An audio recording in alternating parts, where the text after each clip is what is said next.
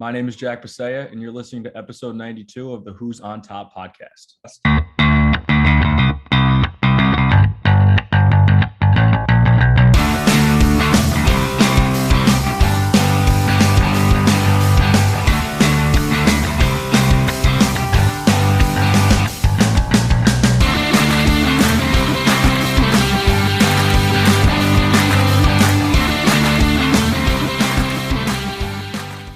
And welcome back to episode 92 of the Who's on Top podcast. I'm your host, as always, Daniel Fox.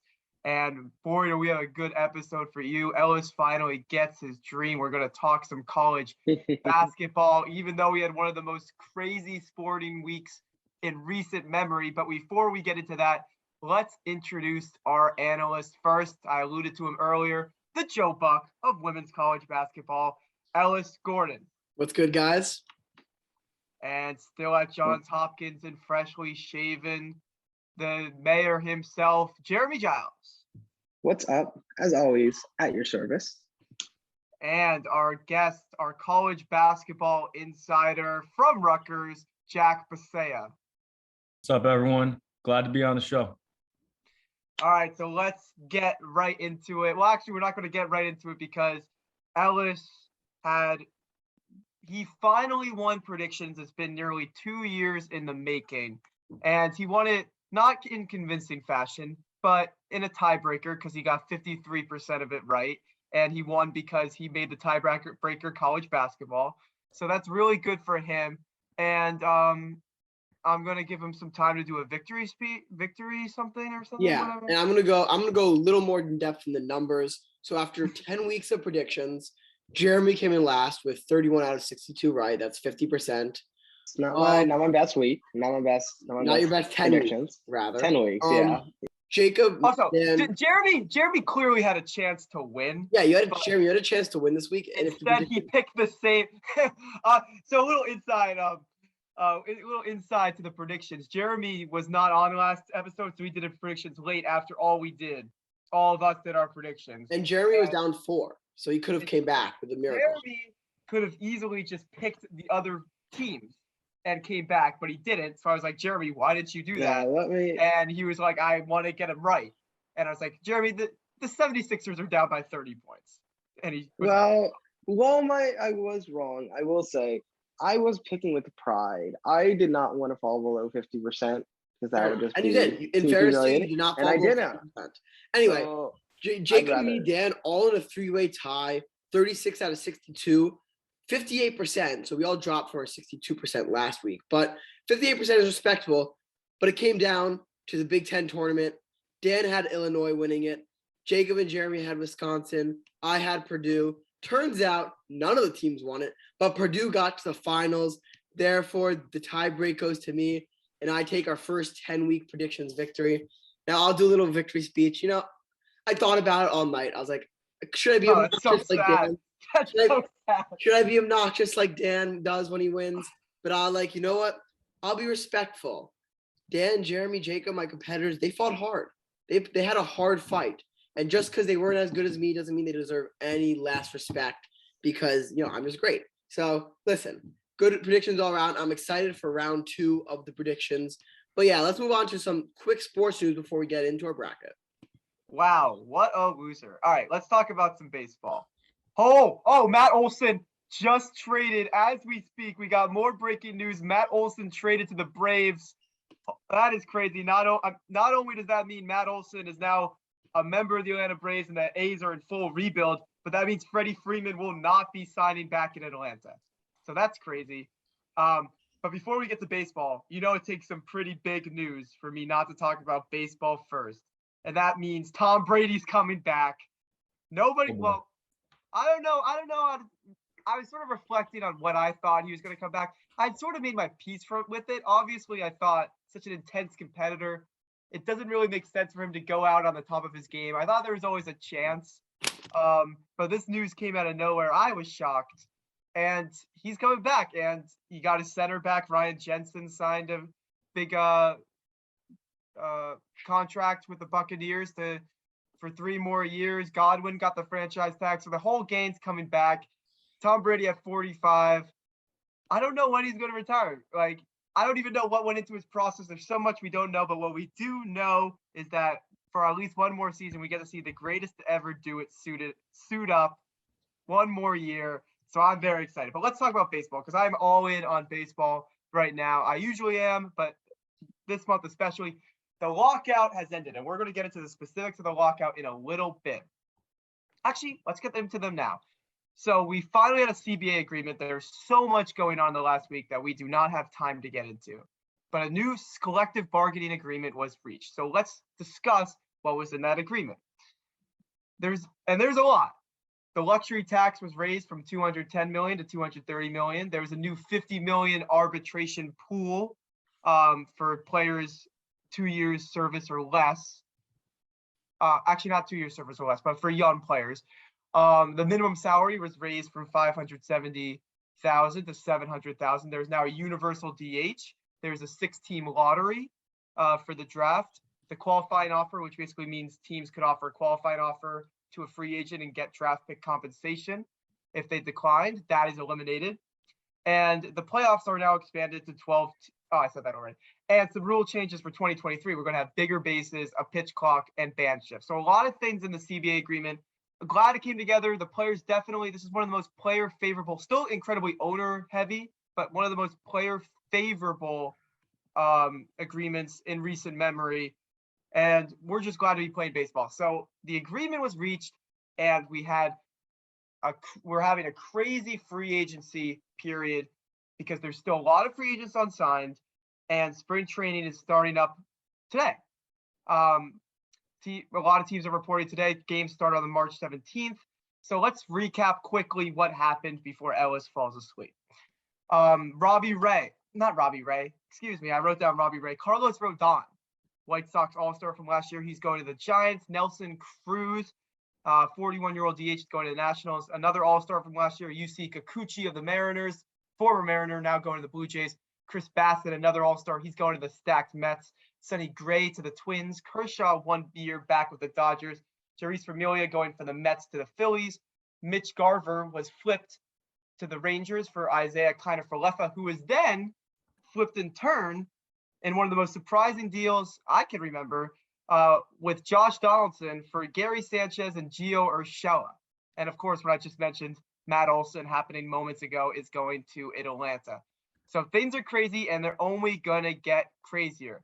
But this is not the only free agency going on right now. Jeremy, you want to talk about the NFL? Yes. So far in the NFL free agency, we have had 2 major moves going down. The first one is that after his end of season slide, the Colts have traded Carson Wentz to the Commanders.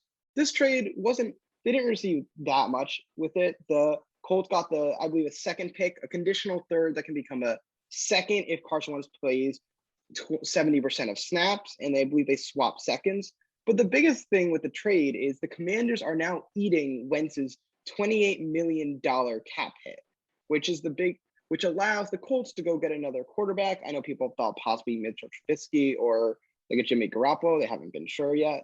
And so what this also means for the Commanders is that who people very much thought they were going to use their 11th pick to get a quarterback in the first round of the draft, but now they have a quarterback, they can possibly either get a quarterback that can be improved for the future or trade back and use that pick to get more picks for teams that still need a quarterback.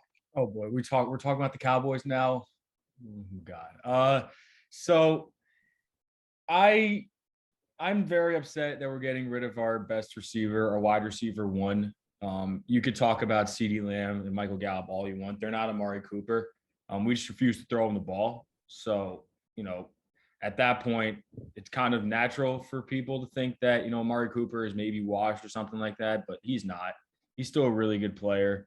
And, it's always just balancing act in football between the cap room and getting the money you deserve, the money you signed for. And reports for that, Amari Cooper didn't want to, take a pay cut. And, the human side of me says, go get all the money you want, right?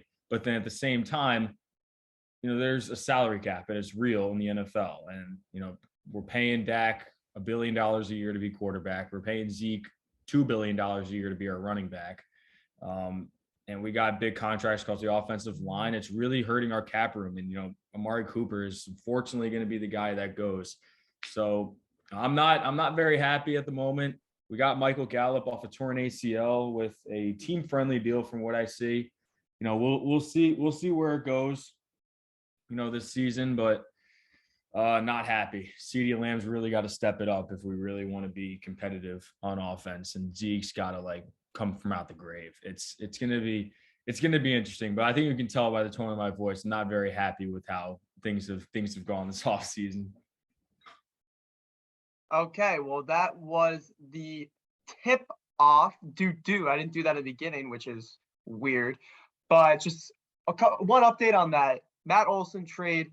The Braves will be sending Christian Baucher, a raw but talented young center fielder. Shea Langer Lears, the 75th prospect in baseball. He's a catcher. Doesn't make much sense because they got Sean Murphy. And 2 young pitchers, Ryan Cusack and Bryce Elder. So really not a big return for Matt Olson. I was expecting more. Good job by the Braves, even if they might lose Freddie Freeman. So obviously, there's going to be a lot more free agent signings. They're happening pretty much in real time. We didn't even talk about Mitch Trubisky. We didn't even talk about Chase Edmonds. We will talk about that all next week in our MLB NFL free agency preview, because we have to get to some college basketball. We are going to fill out our bracket. So let's talk about March Madness, one of the greatest times in sport. Even if you're not a college basketball fan, it's still exciting. Everybody's filling out your bracket. You got the president. Ellis, you want to share your screen real quick so we can? Yeah, I will. And I want to say to start off that, okay, how we're going to do this is we're all going to, me, Jeremy, Jack, are all going to have a vote on who goes in. Obviously, winner of the vote gets the team to move past. I was looking at the bracket and I don't know, I was thinking, and this might be one of the hardest brackets to fill. Maybe I say that every year, but I feel like there's not many clear-cut teams that I love in this bracket, because I think this year in college basketball was a more competitive field, where last year Baylor and Gonzaga, I think, were the clear 1 and 2, and they made the finals. I feel like this year's a bit competitive. I don't know if Jack agrees with me. Maybe that's just recency bias, but Ellis, I got to say, I disagree, because Rutgers is in the field, so I don't think there's a big debate. And you've been covering Rutgers basketball all season, so they're going to make the Final Four. It's going to be about 17 close games in our run if we end up going that far. Oh, for sure, all down to the final. Yeah. Let's start. I'm just saying, I feel like I'm always gonna have to vote against Rutgers, just to be fair. I know you two are not going to. That's fair. We were talking about it last night. We'll get into it as we fill out our bracket. Yeah. But Ellis and I were talking about it last night. I feel a run. I always feel Honestly, Rutgers has had. Look, I think Rutgers, from what I've seen, can be the team that either 100% loses in the first round or could make it to the top 16, top 8, for the amount of big wins they have. Without further ado, let's start with an easy one. I'm going to wait, I'm doing this. What? Oh, right. Remember, I'm the host. Let me do my thing. All right, so let's start. Well, Jeremy, of course, they could get eliminated in the whatever. No, but my point is we're not having a discussion on this. Move on. We're not having a discussion on this. Daniel, my point, there's a reason I'm saying that we'll talk about later. Okay, well, as Jeremy always tells us, anything is possible. But let's start with the West region. We got the number 1 seed Gonzaga Bulldogs versus Georgia State. Who are we going with? I think we should keep these simple. Georgia State's actually a pretty good 16 seed, but Gonzaga is Gonzaga. Georgia State doesn't really have the size at all to stop them. I mean, Jack, Jeremy, anyone want to contest? Not real. I mean, we can talk about Gonzaga later. I feel like now's not the time we need to. So I will give Georgia State credit. I think they're a better 16 seed than most 16 seeds, but they're still a 16 seed. All right. UMBC question. All right. Maybe, but yeah. So who will be facing them? We got an 8 versus 9 matchup. Boise State versus Memphis.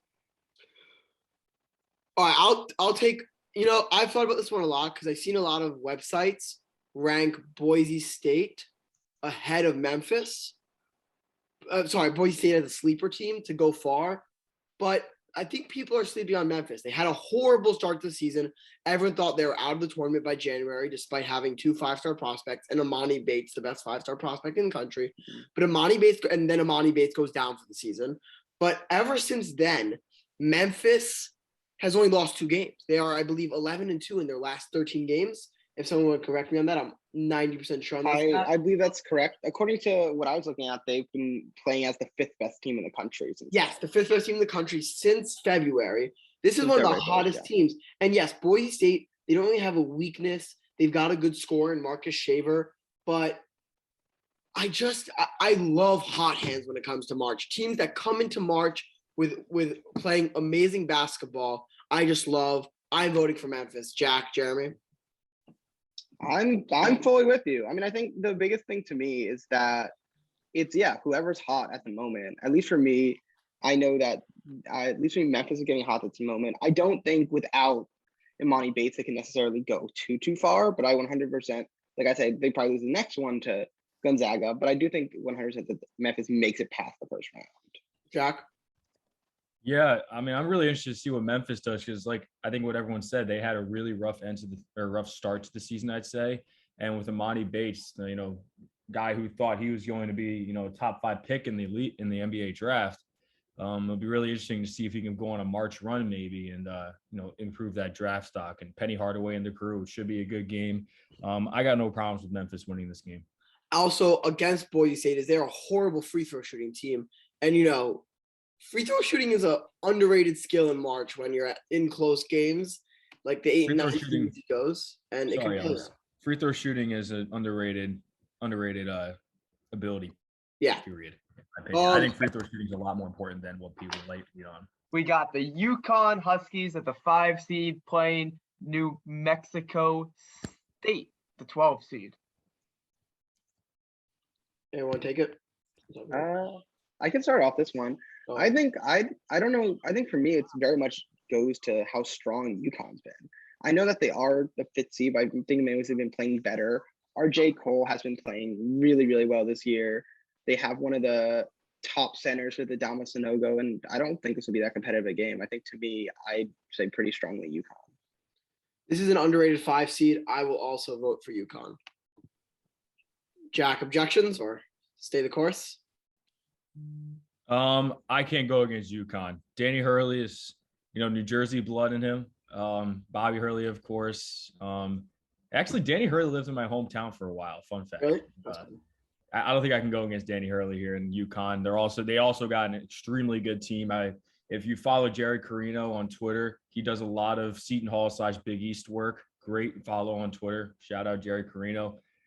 I know from his tweets and him playing Seton Hall, UConn is a very, very good team. Yeah, and they're incredible on offensive glass. And New Mexico State, I don't really have any bigs to contest. All right, we got Arkansas and 13 seeded Vermont, who will be playing UConn. Vermont's a solid team, but they've played 3 Q1, Q2 games, and they have won 1 of them. They're not this is kind of like Vermont, they're a good team. They walk through their conference, but they're never battle tested. This is a very solid Arkansas team that can pretty much do anything but shoot the 3.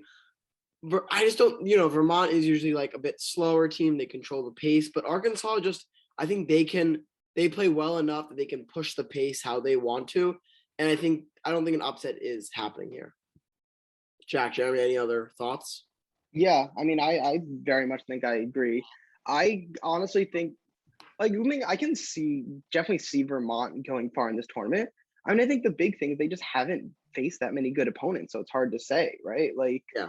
Because they've outside of the 3 Q1 games, which it's 3 games, only so much you can take from 3 games, but they've dominated all their opponents. I just don't think their opponents are very good. So I think I have to go with Arkansas, the more veteran presence.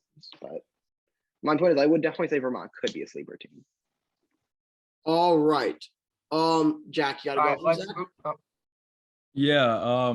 With this one, I mean, Arkansas, it's so hard to predict some of these because Arkansas, we might say Arkansas is really good, but then Vermont might come out and just shock the world and make an upset. That's why these brackets are so hard to predict. Sometimes you're kind of just like picking in thin air. But the easy pick is Arkansas here, obviously. All I'm right. on first. Yeah, you'll go first after Dan. Interesting. All Well- right. Here it is. Rutgers and Notre Dame. We got two Rutgers guys in the house. We will start with one of them. Jack, I assume you're going with Rutgers. Oh, here we go. For our listeners, he's holding up the Rutgers shirt. So no bias here. I But got my Geo Baker jersey and the Down Goes #1 shirt also in my room. And with that said, I'm picking Notre Dame to win by 30. Nah. This is easy. I've watched this team for so long this year. I mean, they're obviously the team I've watched the most in college basketball. I think Ellis can also attest to that fact as well. Yeah. One thing I know about this group is that it's going to be close and they're going to find a way to get it done. I mean, so many times throughout this year, we thought we were dead in the water. Again, Ellis can agree. I mean, after we lost to Lafayette before Thanksgiving, it looked like we were dead in the water. We come out, beat #1 Purdue. We lose to Minnesota against a bunch of non-scholarship players at Minnesota, and then we go on and win 4 straight games against ranked teams, and we win at Wisconsin. We look like we're dead in the water again because we lose 2 games to Wisconsin and Michigan at the end of the year. Then we go to Indiana and Ron Harper Jr. big balls the entire Assembly Hall crowd. This team always finds a way to get it done. And Ellis, we said it last night. I feel a run. I felt like if they let us in, I felt a run. I just do. I think this is the last ride for these seniors. They're gonna do something special, and we'll get into the later bracket as well. But I got to pick Rutgers in this one. It's going to be close. I think Rutgers will probably win by about 4 to 6 points. Right now, I'm learning a lot about Notre Dame. They're a very good 3-point shooting team from what I see. They kind of preyed on a weak ACC. They kind of finished rough to the end of the year. They lost to Virginia Tech in the last in their ACC tournament game. So it should be a really interesting game. And I can't go against Rutgers. And in terms of like bias, because me and Jack are definitely biased, no doubt. But you're supposed to be biased when you're a reporter, or unbiased when you're a reporter. But I will say though, there is like I was watching Jay Billis yesterday, and he also predicted Rutgers to beat Alabama. These are actually Rutgers and Alabama actually match extremely well to each other. Alabama has beaten Gonzaga, has beaten Baylor. They've beaten some of the best teams, and they also have horrible losses to Georgia, Missouri, Iona, Vanderbilt, teams that are not even close to making the tournament. They're only 9-9 in the SEC. No, I know, but they have the same profile as Rutgers, and where they've beaten like these incredible teams, and they lose to the teams they should be killing. So these are kind of the similar in terms of Notre Dame. I think Rutgers wins, but in terms of Alabama, these are very similar teams, and I don't know, like tons of seniors. I love teams with seniors. Like I love teams with seniors in March Madness. Rutgers has 3 of them. They have the Big Ten Defensive Player of the Year. Potentially the national player of the year, if not the national player of the year, the national runner-up, defensive player of the year, the national runner-up, defender of the year. So all of them were there last year. Like they know the stage now. Yeah, exactly. I really think they beat Alabama in a close game. Like I genuinely think they're a sleeper team in this tournament. They're 1 of 7 I have. Now, Ellis, one thing I'll add real quick before I let the other guys go. It's going to be, let's just say, obviously, focus on Notre Dame. You got to win against Notre Dame, right? But in the event we win, I don't know if you looked at the schedule, Ellis. We play 9-10 on Wednesday night, right? Yeah. And then we have to go out to San Diego and play 1:15 local time in San Diego on Friday. That's hard. Tough turnaround. But, March Madness is called March Madness for a reason. So we'll see what happens. But focus on Notre Dame. I think they win that game. But, I can't go against Rutgers, and I don't think that's the unbiased side of me talking either. The one thing I will say, and this is why I think with the Rutgers and Alabama too, as Ellis pointed out, I know Dan always makes fun of me for saying everyone can win or lose. The reason I feel like that's even more true of Rutgers and Alabama is because we've seen it this season, right? They've lost to some of the worst, so some really teams that are just not at all good teams, and they've also won against teams that they had no business winning again. So I feel like with Alabama and Rutgers, I think Rutgers wins against Notre Dame. I would not be shocked if Notre Dame wins after all the losses that we've seen Rutgers have. But I think to me is it's very much with these teams, it's just going to be consistency. I could see them pulling out a big game, but can I see them consistently stringing together 2 or 3 big games? I don't know if I really can, to be honest. Like I kind of think honestly, whichever team wins between Rutgers and Alabama, I'd be hard pressed to pick them in the next round. See, Because with both teams, I just don't see either of those teams as consistent enough to necessarily make it. And to be fair, it's March Madness, so there's a few games, so they get hot for those few games. well, that's what I'm gonna say, Jeremy. On the flip side, both teams have had runs of at least 3 in Rutgers' case, 4 games where they've beaten teams that in 3 times in a row they've had no business with. So if you let either team get hot, it could be scary. Of course, they have to get hot though. No, Yeah. one thing I'll say before we leave Rutgers, I felt this at the beginning of the season, and I noticed it. I think one of the reasons why Rutgers has such a problem in the out-of-conference schedule was because they were playing teams they're unfamiliar with, and they were playing teams that had absolutely 0 to lose. Like Lafayette's rolling in the Piscataway. Do you think they're literally playing with house money? Like, and I think that really benefits a team, right? And I always felt that once we got into Big Ten play, once we got into a conference that we know we can compete in, a conference that our roster is built to compete in, I thought we would be successful. And it turns out we were successful. So there is that caveat going into this. I mean, we're not used to ACC type of basketball. It's different than the Big Ten. I think a lot of basketball fans understand that the type of basketball play is different between conferences.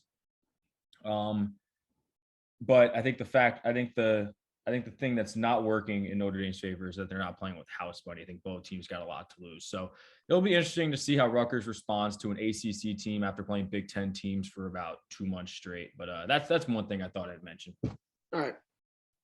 Wait, did you say predict Rutgers versus Alabama? Yeah, we Yeah. did that already. All right. So I didn't know if you just did Rutgers and Notre Dame. Okay. So who will they be playing? That will come down to the Texas Tech and Montana State 3 versus 14. Who are we rolling with, boys? Texas Tech is solid on all sides of the ball. I got Texas Tech. If anyone, how about we do this? If anyone objects, they talk. If not, we can just move on. We'll just do that. Yeah, no, I agree. Yeah, Jack, Texas Tech. you can head out, and then whenever you're ready, come back. All right. All right. So let's go on to Michigan State, Rutgers Big Ten rival versus Steph Curry's old team, Davidson, 7 versus 10 matchup. Davidson, they just came off that loss against Richmond. They play. They can be good, but they play kind of sloppy. Michigan State is the opposite of that. They don't have a star. They don't have anyone that scores over 11 points, but they have 5 players who score around 10 points. And then a good bench. They're a very solid team. Michigan State seems like to me the perfect team to make it past the first round and no further because of how solid they are. I think they got Michigan State. I actually wasn't going to go Michigan. I was going to go with Davidson. This Davidson team has been very efficient this semester. I've been in college too long. This year, and has been the 11th most efficient team. Ironically, and kind of a good story for this game, Michigan State transfer Foster Loyer has been one of the best players for Davidson. Incredible. He's the best free throw shooter in the country. So coming back for revenge against his own team, I think they've been playing very well. This is probably the best team they've had since Steph Curry has been on the roster. And I think they kind of pull up the upset in this one. All right, Jack. What you got? I got Michigan State. Jeremy's got Davidson. Where's your tiebreak? Man, it's so tough when you look at these games because we got a Big Ten team that I've watched a lot, and then Davidson, a team that I haven't seen a lot of, obviously. Honestly, I got to go with Michigan State. I got to go with the team that I'm a little bit more familiar with. I know what they bring to the table. They made it to the Big Ten semis. It took a really good Purdue team to knock them out. I think Michigan State really got it rolling right now. Tom Izzo, never doubt him out in March. I think we know that. So yeah, I'm comfortable with Michigan State, but I could also see the argument for Dayton. All right. Sorry. All right. Duke versus Cal State, Burleton. Is this anybody thinks this is Mike Krzyzewski's last game? Nope. All right. Oh, I think it's his last game. Oh, yes, maybe. Oh no, yeah, never mind. That was I saw right, I saw a thanks for tweet that, I saw a Drew. tweet the other night. It was like Virginia or Duke is mad at Virginia Tech for not letting Coach K win the ACC tournament to honor him. Yeah, Duke fans are a bit privileged for sure. that's All right. That was funny. that North Carolina game at the end of the season was one of the funniest games I've ever seen. Yeah, they After, kinda after the game, imploded. Coach K is like telling the crowd to shut up. Oh my god, that was so funny. They imploded. All Anyway, right, so East. We'll move on to the Eastern region. Baylor versus Norfolk State. I always like seeing these small 16 schools and who gets in, but Baylor. Anybody object? no, we'll talk more about Okay. Baylor Nope. later.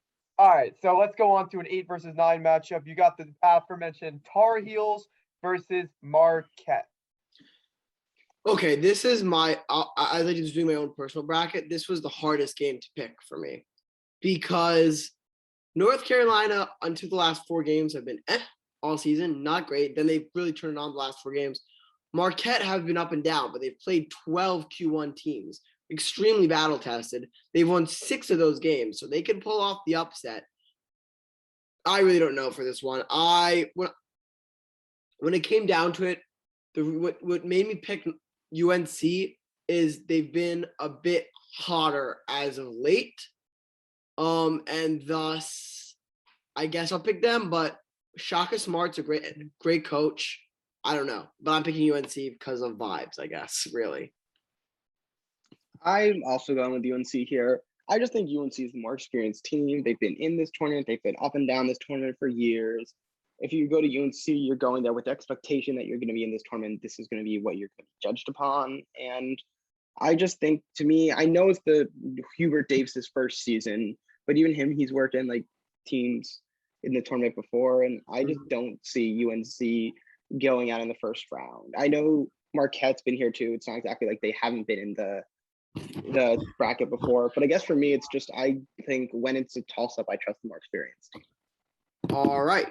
All right, so let's move on. Quick interruption with some football news. Christian Kirk is going to Jacksonville on a Exciting. supposedly huge deal. But back to college basketball, we'll start Christian with another. Kirk got a huge deal. Wow. Yeah. Anyway, sorry. That's So let's move on. What is this? Wyoming versus Indiana? Yeah, and then versus St. Mary's. All right, so we got a first 4 matchup of Wyoming versus Indiana, and the winner will play number 5 St. Mary's. I love St. Mary's. And not even because they're good, which they are. They beat Gonzaga this year. I don't know if you've watched St. Mary ball, Jack, Dan, or Jeremy, but it looks like they're playing like YMCA ball. They're all white. They all have like mustaches. 2 of their players are bald. The other ones have like bowl cuts. This team looks straight out of a YMCA gym. And guess what? They're good. They're not fun to watch, but they're good. They play with one of the slowest paces in the NBA, in college basketball. But and they're defensively, they're incredible. Offensively, they always somehow find a guy open inside. I don't know how they do it. This team is they're not fun to watch. They're not pretty, but they are good. They get you wins. They don't look like they're good, but they're good. They get you wins. Now, if Indiana beats Wyoming, this is going to be a horrible game to watch because another team that plays with a stupidly slow pace and is good inside. But St. Mary's is kind of just a better Indiana in terms of roster makeup, I feel like. And if it's Wyoming, I think St. Mary's wins again. I don't really think the Wyoming-Indiana matchup matters. St. Mary's is just a solid YMCA team. That's quite a description, Ellis. I mean, Yeah. I've seen 3 weirdly amounts of St. Mary's ball. I saw them beat Gonzaga. They're not a fun team to watch, but they're a good meme team to watch. I mean, they're good. I don't really know what else to say. I really like them. And yeah, the article I was reading said the exact same thing. Is they're the most YMCA looking squad. Yeah. I think St. Mary's easy. All right. So Jack, let's anything to say? I mean, I think your explanation on St. Mary's convinced me. I don't think I can go against St. Mary's at this point after hearing that they're the greatest YMCA team to ever be assembled. Yeah. All right, so with that being said, let's move on to who they will play, which will be the winner of number 4 UCLA versus number 13 Akron. Akron always seems to be, I feel like they're always in it as like a 14 seed or 13. Always. And they never win the first round. And that's not going to change because UCLA, they had a rough middle of the season. That's the reason why they're the 4th seed. They're really a better team than the 4th seed says. And Akron, I mean, they're fine. As Dan said, they're always a 14th seed. They always lose in the first round. Congrats to them, but like, no. So let's move on. Let's move on to number 6 Texas versus a number 11 Virginia Tech. I got upset. Texas has done nothing to impress me. They got a good defensive team. They play really physical. But Virginia Tech is on a heater. They beat Duke in the finals. They beat UNC in the semifinals. They win their tournament they win the ACC to make the tournament. They've got Mutz, who's a ridiculously dynamic player. I hope I'm pronouncing right. Aleo, I'm sorry if I pronounced that wrong, who's a great player too. They've got 5 players, all seniors, who are decent scorers, and they're the hottest team in the country, debatably, against the Texas team who on offensively, and defensively they play physical, but they also kind of get into foul trouble at times. Texas also always kind of fails in March. It's kind of their thing. I'm still mad at them last year when I predicted them to go to the Final Four and they lost in the first round. So Virginia Tech, anyone want to contest? Honestly, no. Virginia Tech's a very good team. I think Texas is getting a lot of kind of credit because Chris Beard's amazing and a great defensive coach, and because they're a very experienced veteran team. I kind of agree that I don't think it's so. I think it's much more because of that than anything they've done this season. So I'm not contesting that. Ellis, didn't I see that like Texas lost like 4 straight first round games in the NCAA tournament? I think I saw that. I don't think they made the second weekend in like 4 years or 5 years, something like that. That's incredible. And with Virginia Tech, that's a team that's hot right now. I mean, they won the ACC. Granted, people are saying the ACC is pretty weak this year, but still, they won a major Power 5, Power 6 conference. Going away, I mean, that Duke game was not close per se. I mean, at the end, it was a pretty lopsided score.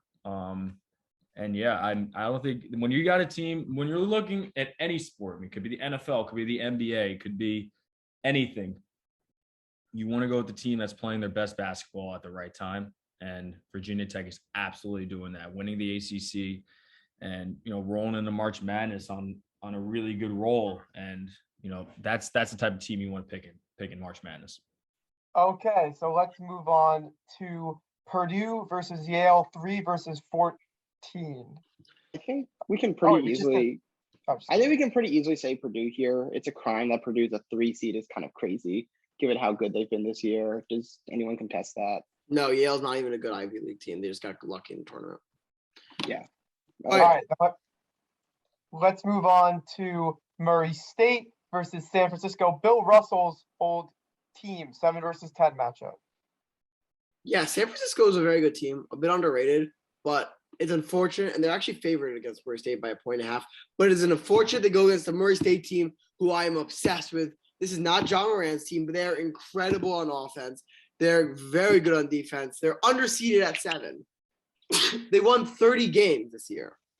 Underseeded at 7. This team is incredible. I am so high on Murray State. I got Murray State. Yeah, they're the best win percentage in the sport. I'm fine with that. All right, they will be playing the winner of number 2 Kentucky. It's going to be Kentucky. Number 15 St. Peter's, all-time rivals. The great matchups they've had back in the 90s were incredible. But are we all going with Kentucky? Yeah.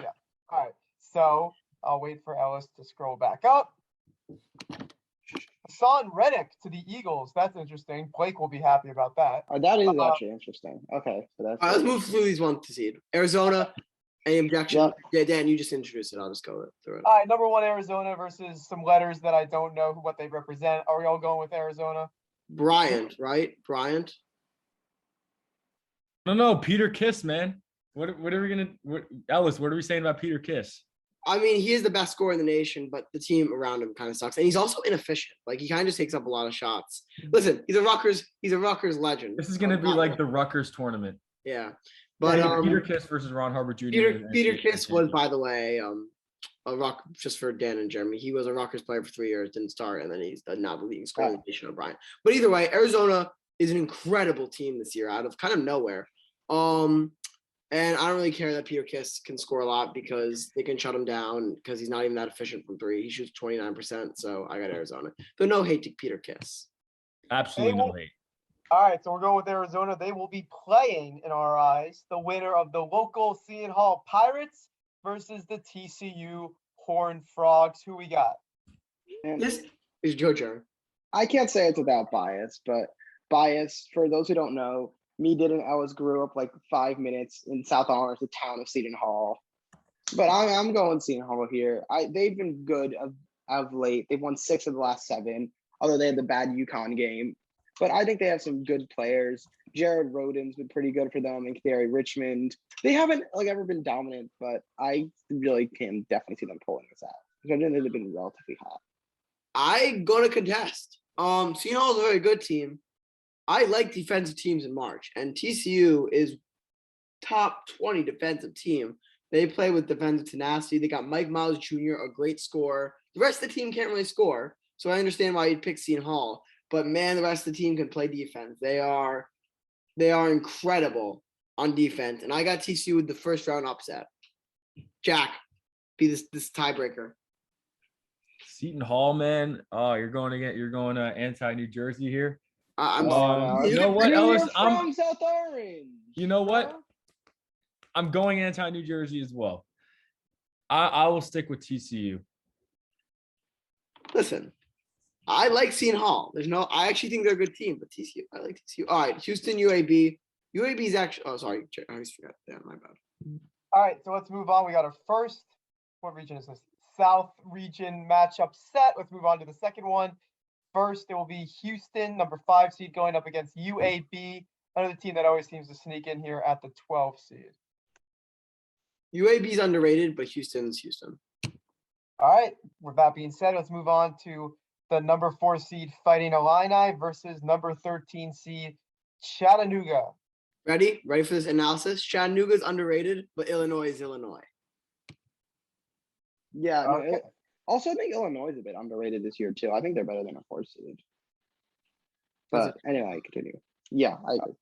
All right, so let's move on to Colorado State versus Michigan. We have a lot of dear friends who go to Michigan, but are we going to pick them? I love Colorado State, and this is actually not even a hate to Michigan. And Michigan can win because Colorado State's gonna have a hard time guarding Hunter Dickinson. But Colorado State with Jaron, I forget his first name, but Roddy, the best mid-major player in all of college basketball. He's averaging 19.8 points a game. He is incredible. Michigan can win this game with the upset solely because of Hunter Dickinson, because Colorado State's gonna have a lot of trouble guarding him. But other than that, I think Colorado State pretty much 1 through 4 is more talented than Michigan, which is kind of surprising to say. But listen, Hunter Dickinson and Diabate are just a great matchup nightmare for any team, and I could see them winning based on that alone. But give me Roddy and give me Colorado State Rams. They're underrated. David Roddy, by the way, they're underrated. I'm okay with that. I think this is very much not the Michigan's year. They've kind of been disappointed all season, coming off what's been the past few years have been absolutely really just dominance, at least pre-tournament in the NCAA. So I think, I don't know. I know our friends from Michigan may be mad at us, but I agree with you that Colorado State, I see them winning. Okay, so let's move on to number 3 Tennessee versus number 14 Longwood, home of the Elliott Dicks. Who are we going with? Tennessee. Tennessee should be a number 1 seed, and I'll die in the grave saying they should be. Yeah, no, Tennessee is awesome. Their defense has been insane this year. I love Zakai Ziegler. They're 5'9" point guard. What a king. Sorry, I just love that. Tennessee, I don't think we need to talk about it. All right, then. Let's move on to our final Eastern first round matchup. Actually, not our final one, but our final one that will be in the round of 32. It's going to be the number 7 Ohio State Buckeyes versus number 10 Loyola Chicago and Sister Jean. 7 versus 10 matchup, always tough. Who are we going with? Never bet against Sister Jean. Loyola Chicago, they're not the same team that made those 2 runs, or that made those runs last year, the 2 runs last 2 years, but they're pretty much solid at everything. And Ohio State has like sucked the last 10-ish games. They have not played well at all, despite having, and they're horrible at defense. Loyola Chicago is just solid to pull off one upset in this tournament. Any Okay. objections?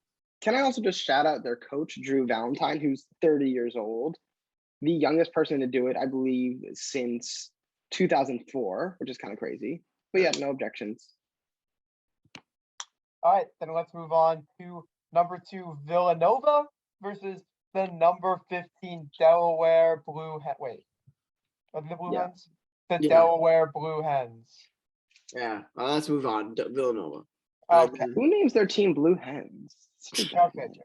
So let's move on to the Midwest region, our final region. We got the number 1 Kansas Jayhawks versus some team from Texas, it looks like.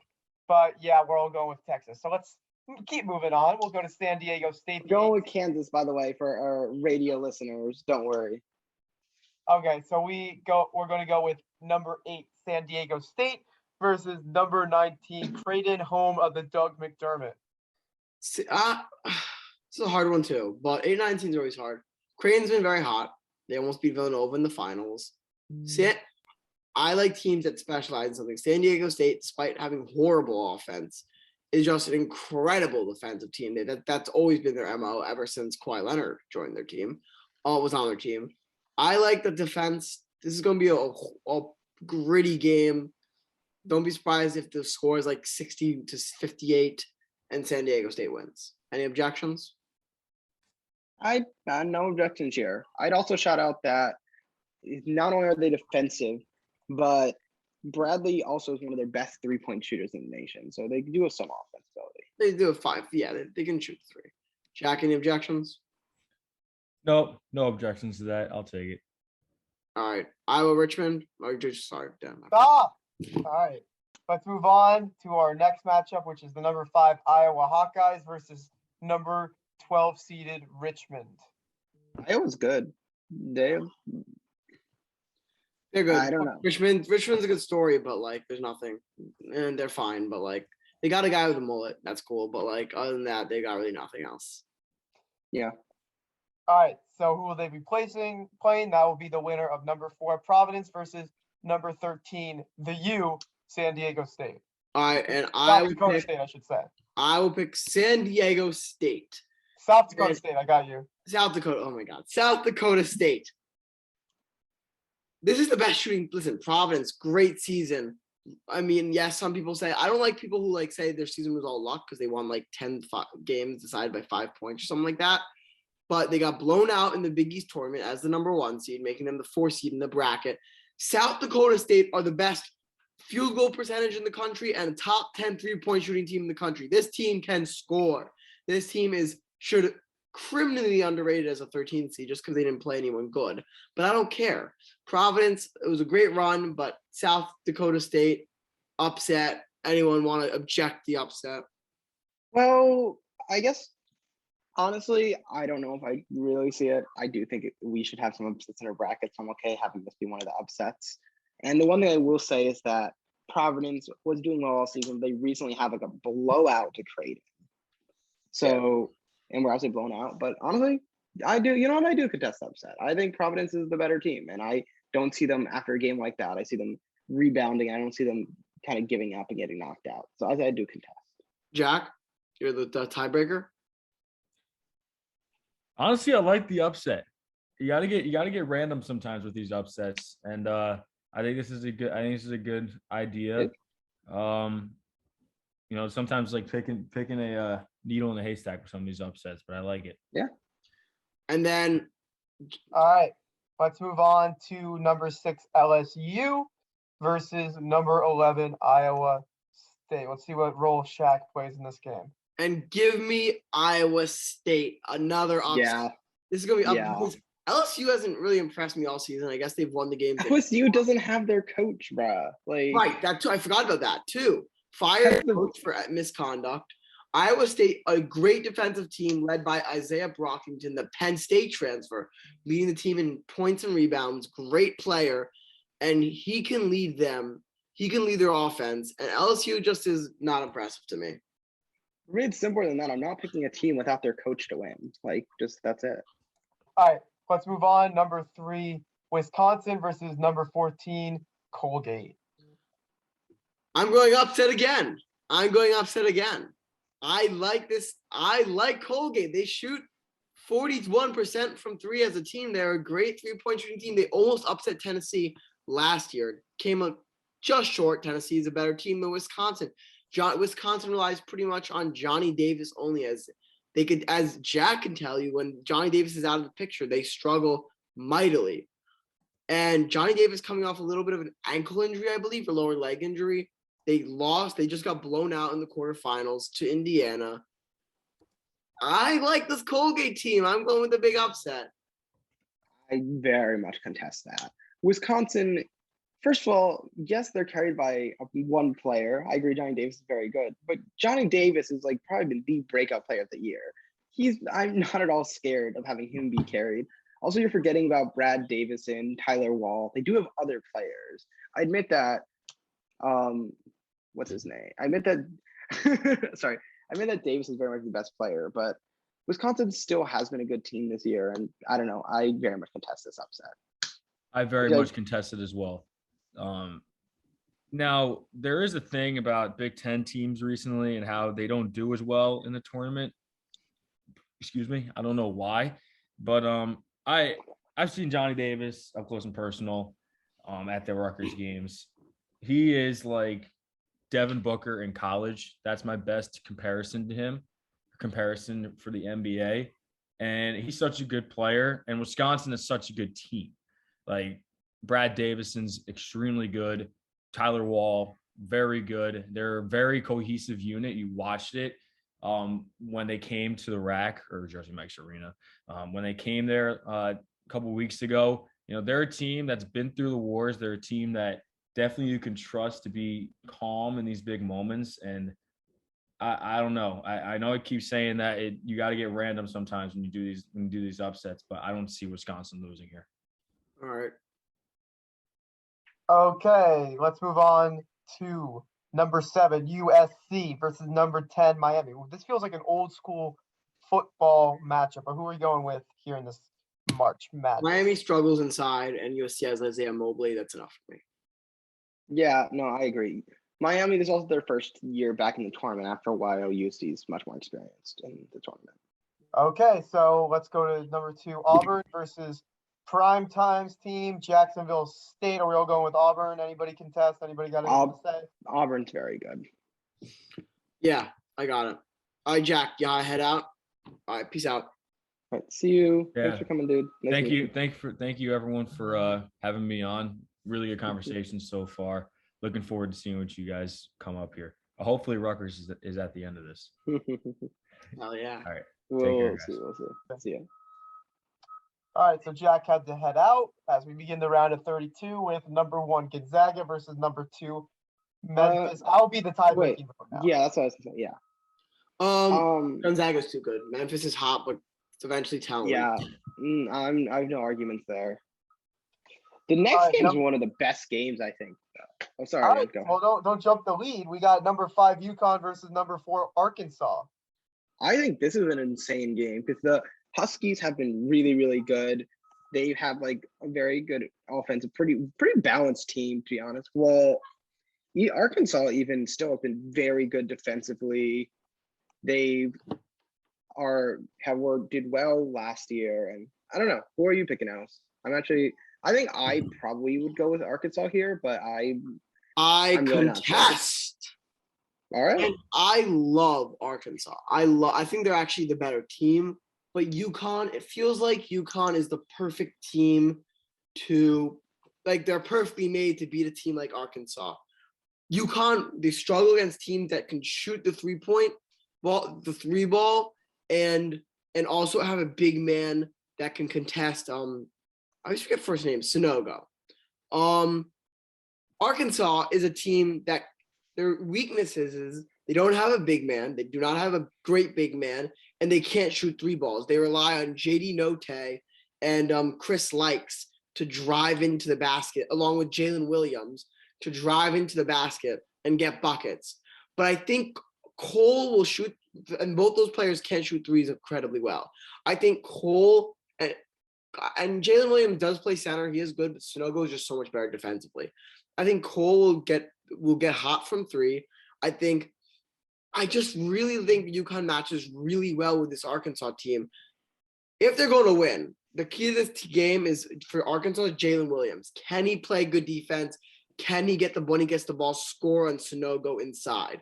That's going to be the key. I trust Sanogo to shut down Williams, and I think UConn gets the upset. But this is a really, really good game. So it's up for me to decide. I'll go with Arkansas. All right. All right. So then we got Rutgers versus Texas Tech. This should be interesting. I'll go. let you make your pitch. I'll let you make your pitch. I should do Texas Tech. I really should. Texas Tech Yes, you Texas should. Tech I agree. is a great team. I think They are maybe the best defensive team in the country. They don't, and they're on offense, they don't really have a weakness. This is gonna be a fan pick, but I'll make my case that with some knowledge too. Rutgers is also they actually play very similar to Texas Tech in terms of they don't get a lot of fast break points. They play defense and half court offense, and Texas Tech is kind of just a better version than Rutgers. But at this point, they've beaten Notre Dame. They've beaten Alabama at this point. And they're so hot. They can't miss from three. It's not like they haven't beaten the number one team in the country before or 4 in a row, top 10 teams. Now this team's feeling themselves. They're like, we're not going home yet. And even though Texas Tech is pretty much just a better version of Rutgers, that day they're a better version of Texas Tech. Ron Harper Jr. tie game, takes the high ball screen from Cliff, step back three into Santos's face, ball game, Sweet 16, book it. Yeah, I'm going Texas Tech. Sorry, it's a good fantasy though. I really support it. Like, trust me. It's very as a fantasy. Someone who wants to be a fantasy author, like I can write you a version where that happens. Dan, will you ride the ship? No, give me Texas Tech. All right, let's move on. Let's move on to Michigan State and Duke Blue Devils, Spartans, classic college basketball matchup. Who are we going with? I think this is pretty easily Duke. I don't know if you kind of feel differently. I'm going to go Duke, but Duke has really struggled the last 10 games. They got the talent-wise one of the best teams in the country, but even their wins, they haven't looked convincing against bad teams. They almost lost to Syracuse. They lost to Virginia Tech.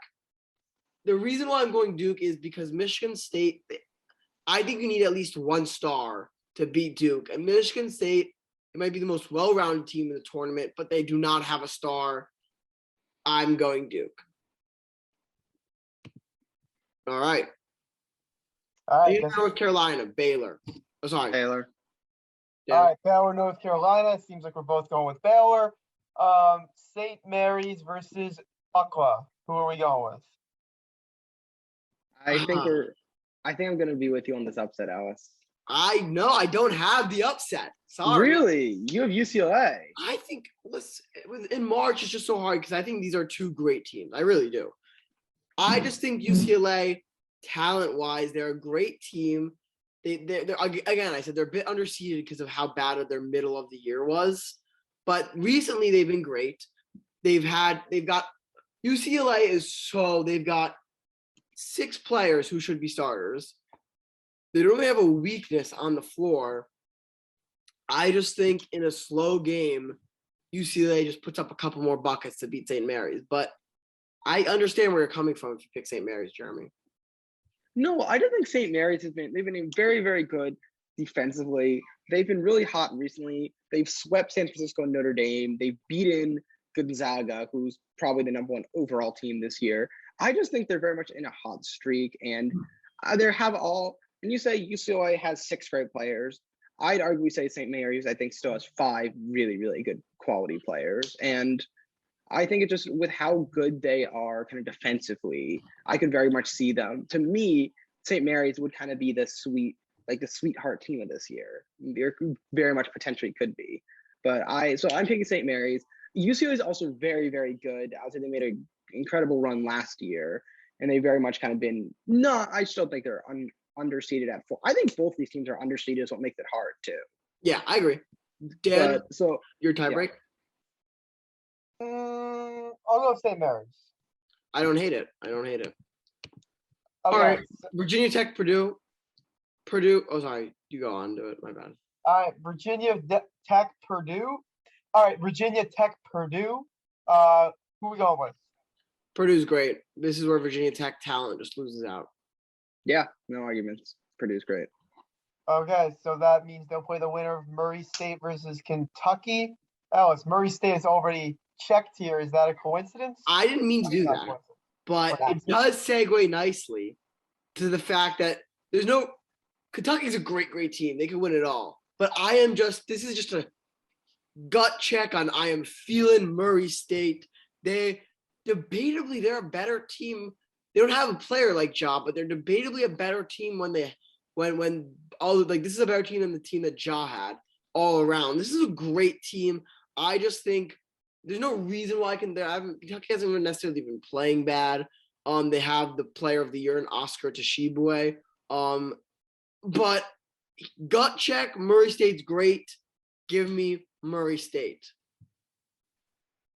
See, the thing for me that's hard is so my personal bracket, I have Kentucky making it really far, and I don't know. I definitely think I could see Murray State, and I think here I'm probably gonna go Kentucky just because they have debatably the player of the year. Yeah, but they have Oscar Tshiebwe.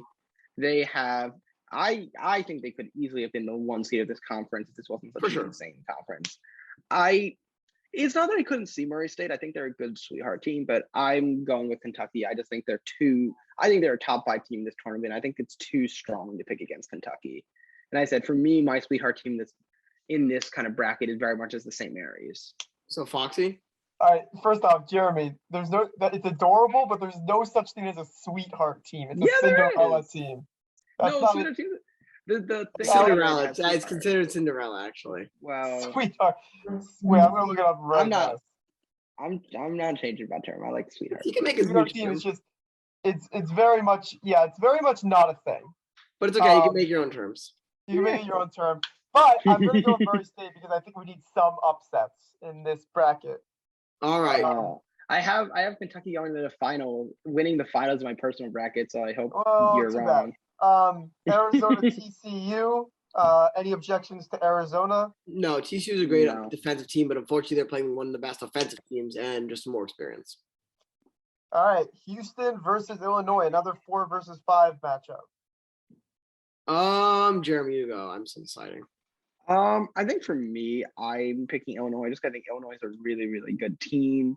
They have Trent Frazier, 5th-year senior, is one of the top 10 defenders. And they were beaten in the Big Ten tournament by Indiana, but I think that was very much a surprising win. They lost last year to Loyola Chicago in the second round, so they're very much kind of hungry to make up for that. And I think for me, I'd pick Illinois. Illinois. I think it's a really close match, though. So if you want to go Houston, I can beat I'll give it to them. Oh yeah, I don't know. I don't love both teams, to be honest, for specific reasons. I don't think Houston's battle tested. They've shown cracks this year. It's not like last year's Houston team. Illinois, as much as I love, I think they're a bit one-dimensional on offense. But I'll go Illinois because I've seen them play more, and Kofi Cockburn is hard to stop. Yeah. Yes, and that's his real name. All right, so let's go to number 6 Colorado State versus the number 3 Tennessee Volunteers. Tennessee got robbed. Should be the number 1 seed. I don't know. I love Tennessee. Yeah, I very much love Tennessee. So easily Tennessee. All right, haven't heard Jeremy speak with that much passion about something since he was bowling. Let's move on to they'll play the winner of number 10 Loyola Chicago versus the number 2 Villanova squad. Loyola Chicago is good at everything, but they're not great at anything. And this Villanova team, I mean, talk about teams that always make March Madness and make at least semi-runs. Jay Wright is just built for March, kind of like Tom Izzo. And this team, again, another team that doesn't really have a weakness. I just feel like Villanova is a better version of Loyola Chicago. Solid everywhere. They just have more talent. So I'm going Villanova. I'm actually going for the upset here. I think first of all, we've seen this with Loyola in the past where they make these crazy upsets. They're a team known for kind of being very good in March. I think it's very much a team with a lot of veterans who've made these upsets in the past. So I don't think being underdogs is going to scare them by any means. And I just think, I think there's always going to be some upsets that we're not expecting. I think Loyola is always one of the scariest teams to play in March, and I'd say I'd pick them to keep on winning. Dan, tiebreaker. I'm gonna go with Loyola Chicago because I just feel like we need upsets, and as Jeremy said, they've been here before. All right, number 1 Kansas versus number 9 San Diego State. Anything to say on this one, or we moving Defense on? versus offense, better offense wins. Yeah. All right, so let's go to number 5 Iowa versus number 13 South Dakota State. I know Iowa's really hot. I get He it. likes South Dakota. I love South Dakota State. This team just doesn't miss the ball shooting. This team, actually, both teams are very similar. They play ridiculously fast, and they don't really stop for anything. And that can be both their downfall, but they both have shooters and score tons of offensive points. I think South Dakota State. I don't know. I gut check on South Dakota State like Murray State. This team is just, they can shoot. They don't really miss baskets. I believe I saw a statistic earlier that they're maybe the best 3-point team in the nation right now. I thought they were second, but They might be second. They're first or second. They're one of the two. But honestly, you know what? I'll ride the wave. I'll ride the wave. I'm down with South Dakota State. I think they're a Cinderella team. All right, that means we're moving on to number 11 Iowa State versus the number 3 Wisconsin Badgers. yeah. I don't like Wisconsin. I don't know why. Just not getting good vibes. I don't think I understand the whole Johnny Davis thing. I understand Brad Davidson, Tyler Wall. Maybe I'm underrating them, but I've underrated them all year, as I know a lot about Big Ten. I love this Iowa State team. I like teams who've beaten really good teams in the past, so I know they can do it. Iowa State has done that. As I said, they've got the Penn State transfer leading them with 16 points a game, I believe. I think they get the second upset here. I very much disagree on that. I just don't think Iowa State's that's good a team. Like, they certainly had some big wins and some good games, but I don't really think they've been playing that well. I still think it's not even how good I think Wisconsin is. I just don't think Iowa State's necessarily that strong a team. I very much believe in Johnny Davis. I think he's been playing very good. And honestly, as I said, I don't think it's that strong that I could easily see Wisconsin losing in the next round. I just don't see them losing to Iowa State. I think this is one of those cases where I'd say Wisconsin just got a pretty favorable bracket position. So I'm picking Wisconsin. All right, Dan. I'll go with Iowa State. All right. So let's go with number. Oh, so if either of us ever pick an upset, if either me or Ellis ever pick an upset, we got it. Number 2 Auburn versus number 7 USC. Isaiah Mobley's great, but USC's strength is Auburn's strength, except Auburn has the best front court in the whole country. Auburn. And it's not even close. And Yeah. USC has a great front court, but I'm sorry. Jabari Smith and I am blanking on his name right now. The center, the White Walker Kessler, who leads the nation with blocks with 3.4, are just too good for USC. Yeah, I'm not going to contest it here. Auburn State's really, really good, and USC's they're not bad, but they're not what they were last year. All right, Sweet 16 time. Number 1 Gonzaga versus number 4 Arkansas. Arkansas, again, a bit too small to beat Gonzaga. You need to have bigs to beat Gonzaga. You just do. I'm not picking against Gonzaga here. I agree. All right. They'll be playing the winner of number 3 Texas Tech versus number 4 Duke.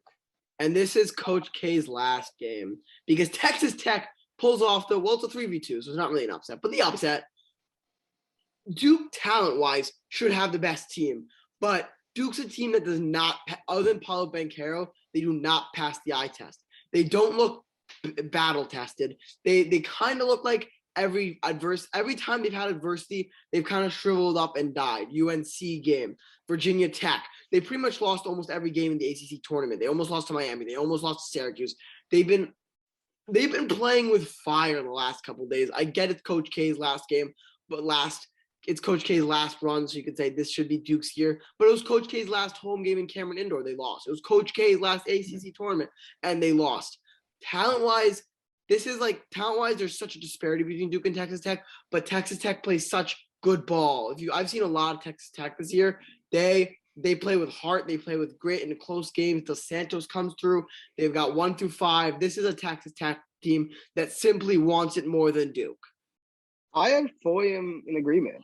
I think the one thing about Duke that always kind of happens is that Duke is always one of the most incredibly talented teams, and that doesn't always seem to be translating into great tournament play. I mean, remember with the same thing with Zion, where he exited early after facing like all this incredible hype. And But that was like, I what, will that say in that game, I think that issue is that there are 4 freshmen on their team, and it's just hard to win tournament with freshmen. It's a bit different. My point is it's a bit different team this year, but I get your point. yeah. My point is, Duke's, whether they have a lot of talent or not, Duke's not always so good at putting it all together. So I'd say I'm going with Texas Tech too. All right. Okay, so let's move on to what region is this? I think it's the East. Yeah. All right, let's move back to the East region. Baylor versus St. Mary's. Well, if we pick St. Mary's to go this far, why not Yeah. pick them to go farther? I didn't think they'd make it past UCLA, but I also had UCLA beating Baylor in my bracket. So I don't think Baylor makes it past the Sweet 16. I don't care if it's St. Mary's or UCLA. Give me the 30-year-old YMCA boys. Honestly, I think we're exactly on the same page at this, where no matter who won the UCLA or St. Mary's game, I was going to pick them to beat Baylor. I also have St. Mary's beating Baylor in my bracket. And I just think that Baylor is not, as a 1 seed, I think Baylor is probably the weakest 1 seed. And they're so injured. And they're very much injured right now. They aren't that healthy. I think St. Mary's is a really hot team right now. It's very strong. And honestly, yeah, I genuinely believe whichever team would win between St. Mary's and UCLA, they would beat Baylor. All right, so we got an upset. Let's see if we have another one. Number 3, Purdue versus number 7, Murray State. Purdue, talent-wise, is probably the best team in the country. And I know they've been a bit disappointing. 7 losses. They lose in the finals. They haven't been clutch, per se, because 4 of their losses have come on last-second shots. But they take all that anger. They boil it. The Boilermakers boil it, that anger inside, and they make a tournament run here. They beat Murray State off of talent. Yeah, I'm going with Purdue. Purdue's a very, very good team. Okay, so let's move on to number 1, Arizona versus number 4, Illinois. This is where Illinois' offense comes to hurt them. They play very one-dimensional. If they're not shooting threes well in a day, they can't play. And if someone shuts down Kofi Cochran, they can't play. Arizona can hit you anywhere they want in offense. You can play zone defense. You can play man defense. They do not struggle at anything. Benedict Mathurin, I hope that's how you pronounce the name, is incredible. This team, they're not great defensively, but underrated defensively. I just think this is an offensive firepower matchup, high-scoring game, but everyone knows what Illinois is going to do to you, and I think that's going to hurt them in the tournament. They don't have much versatility on offense, even though they're great offensively. Yeah, no, I 100% agree. I think Arizona is an offensive firepower and easy. All right, so number 3, Tennessee, number 10, Loyola Chicago. Jeremy, you seem like you had something you wanted to say. I love Tennessee. They're defensively amazing. Look, I think Loyola's had a nice run so far, and I think they should be happy to if they make it that far. I'm easy Tennessee. Tennessee is great, man. I am on the Tennessee hype train all the way. They literally just won the 100% SEC. same. They're incredible. All right, so we got number 1, Kansas versus number 13, San Diego. Why do I keep saying that? South Dakota State. Alice. I love South Dakota State, but no way. Kansas is the number 1 offense in the country. And that will be enough for me. Yeah, Kansas. I think South Dakota State's very good, but I just think Kansas is too strong in this one. All right. Number 2, Auburn. Our last Sweet 16 matchup. Number 2, Auburn versus number 11, Iowa State. Auburn's too big again for Iowa State. Yeah. Auburn's one, is very, very strong. I'd say Auburn. So All that'll right, be the so boring Elite conference. Time will start in the West with Gonzaga versus Texas Tech. Jeremy, you pick first. I'm not sure. I think for me, I just think it's hard to pick against Gonzaga making it to the Elite Four with how good they've been. I mean, Texas Tech is a very, very good team, and I don't want to discount them and say this isn't going to be a game, but I just think Gonzaga, well, they aren't quite what they were last year. They've still very much been dominant. They still have a lot of teams kind of coming in. They're the number one overall seed. I think I'd pick them to win their bracket. Yeah, why not? I got Gonzaga. Why not? I know it's the boring pick, but I was close there, but I got Gonzaga. All right, so let's move on. St. Mary's, number 5 seed versus number 3 Purdue. Purdue. I love Purdue. I'm riding the Purdue train. You're not going to tell me St. Mary's is all that talent Purdue has. Listen, the YMCA boys, we love them, but bald heads can only go so far.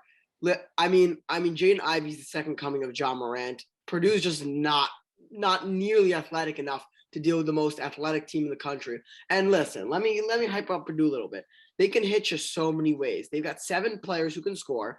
Senior guard Eric Hunter, great passer, shooter, great 3-point shooter. Also has got a good mid-range. Jaden Ivey, as I said, he's going to be the 4th pick in the draft. The second coming of John Morant. So athletic, so quick, and listen, he has a good 3-ball too. He has a fine 3-ball. It could use developing, but a fine 3-ball. And then Sasha Stefanovic, one of the best 3-point shooters in the country, at the 2. And then at the 5, Zach Edey, the 7'5" big man, who had the best field goal percentage in the country because he's 7'5". wait, hold on. Is he actually 7'5"? Let's look it up. That's ridiculous. No, but the honest Let's answer look is it up. And then as much as 7'4".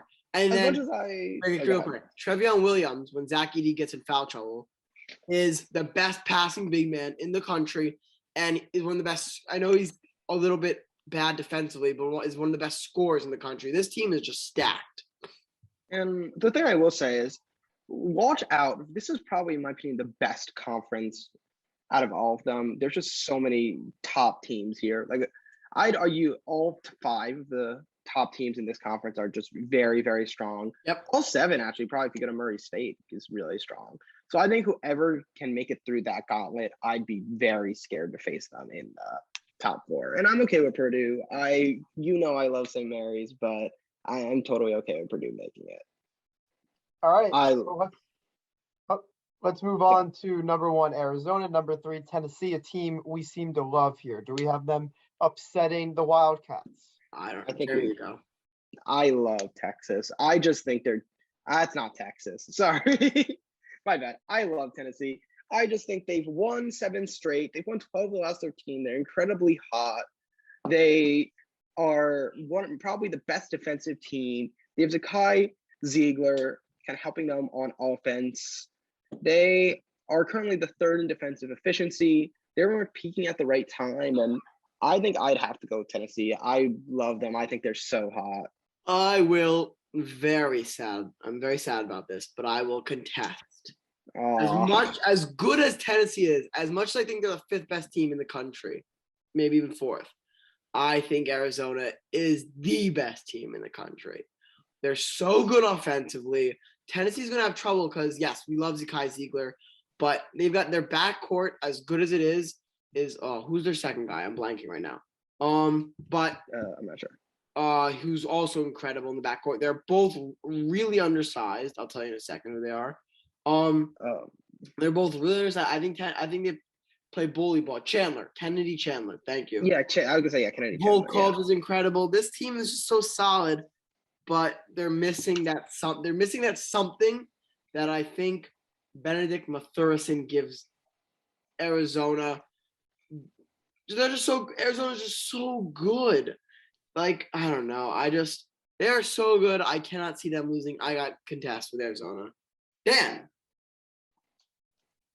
I'll go with Arizona. I mean, Arizona, as you said, very good team, probably better than Tennessee, so why not? All right, final Elite 8 matchup. Number 1 Kansas versus number 2 Auburn. This is a hard one. This is going to be an offensive shootout. I don't think Kansas can stop Auburn. I also just don't think Auburn can stop Kansas. You know what? Let's go with Auburn. Why not? I don't know. I don't love Auburn, but I guess I have them beating Kansas here. I don't love either of them, to be honest. As like the top, I think they're some of the weakest top seeds. So I'm going Auburn. I agree with that. You go Auburn? Okay. Final 4, man. I can't believe you guys knocked out Tennessee. Sorry. It was painful. It was only because they're up against Arizona. I would have taken them against. No. I know. I just like Tennessee. All right. Y'all have knocked out both of my top 2 teams at this point. What was the second one? You did put St. Mary's in the finals? No, Kentucky. Oh, yeah, I think that's totally fair though. Yeah, I had Kentucky beating Tennessee 84-76 is my final. All right, so let's talk about this Final Four that we have predicted here. Number one Gonzaga versus number 3 Purdue. This is where Purdue takes out all its regular season demons and hit a game-winning shot to beat Gonzaga. Gonzaga's strength is their inside, but Purdue, I said 7-4 Zach Edey, Trevion Williams. This team is just, they can handle Gonzaga's inside players and Drew Timme and Chet, the probably number 1 pick in the draft, Chet Holmgren. Outside, Gonzaga's great, but they're not as good as before. I don't think they can handle Jaden Ivey and Eric Hunter. I really like this Purdue team. I got them being Gonzaga. I'm okay with that, honestly. I think it's very hard, especially being the number 1 overall seed with they aren't as high as they were last year. I certainly think Gonzaga will be the favorite here, but the honest answer is I don't really think I see Gonzaga beating the championship team again. They never do. They always get to the Final Four and they always lose. So it happens again. Hey, they made it last year. Well, yeah, but they lost in the finals. They usually get to the Final Fair Four point. or finals. All right. Yeah, I think I'll pick Purdue. All right, so let's move on to the other Final Four matchup, Arizona versus Auburn. Arizona is the better team. I listen. I think. Go on. Yeah, go ahead. I was just gonna say I think really Kansas and Auburn. I think that was probably the weakest finals of the division. I just don't think either of those teams are that strong. Like for me, it was less confidence in Kansas than confidence in Auburn. Well, Arizona's an offensive firepower, and I mean any team that beats Tennessee is going to make it to the finals. Yeah. All right, so give me my. All right, so let's talk about this finals. Number 3 Purdue, number 1 Arizona. Give me who's going to win and the score. Well, I've been saying that Purdue season has regular season games have all ended in heartbreak, and guess what? That happens again. 79 Arizona, 76 Purdue. Benedict Mathurin takes the ball up with 20 seconds remaining, drives in, step back midi, hits the 2 to take the lead. Jaden Ivey cannot recover, cannot hit the layup, cannot hit the deep shot to win the game. Arizona inbounds it, gets fouled, hits a free throw, misses it, game over. Arizona wins. Yeah, I agree. I'm down with Arizona. I think I'm so happy with that. I think Arizona definitely could make it. I could see Purdue making it. I don't think I could see Purdue winning at all. Hey. Okay, that was our March Madness predictions. All right, so we are going to skip predictions for this week. We are still going to do them, but we are running out of time. So Ellis, you want to say goodbye?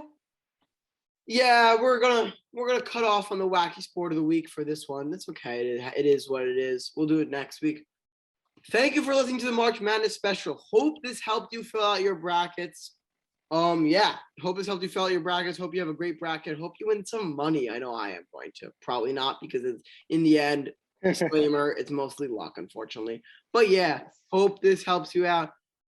As always, follow our Instagram and Twitter at wat.podcast, WOT.PODCST, capital W. On Instagram, we have got photoshops, polls, all that good stuff.